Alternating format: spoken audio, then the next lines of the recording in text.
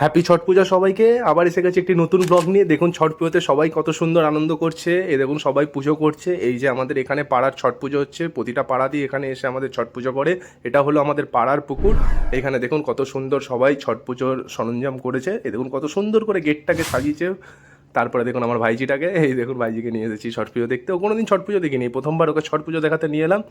একবার চেক করুন কত ক্রাউড এখানে, আর কত সুন্দর সবাই শ্রদ্ধা এবং ভক্তি দিয়ে পুজোটাকে করছে।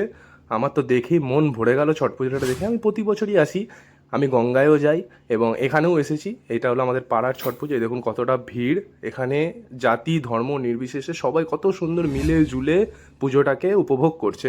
আমার তো এই যে আমার দাদা, পাড়ার দাদা আমাকে খুব ভালোবাসে, বলছে ব্লগ বানা, আবার হাসছে, বলছে আমাকে ব্লগে নে। তো আমি দাদাটাকে ব্লগে নিলাম।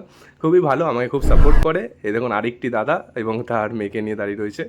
তো এই দেখো কত সুন্দর মা গঙ্গাকে সবাই, আমাদের তো এখানে গঙ্গা নেই, তো পুকুরকেই সবাই করছে। এই দেখো নাও সবাই, আমি ভাইজিকে বললাম একটু ক্যামেরাটা ঘুরিয়ে দেখিয়ে দিতে। এই দেখুন সবাই কত সুন্দরভাবে করছে। এই যে ভাইজিও আবার আমার ডুপ্লিকেট করে দেখাবে, এই যে ওকেও তেন করে দিলাম একটা ভিডিও।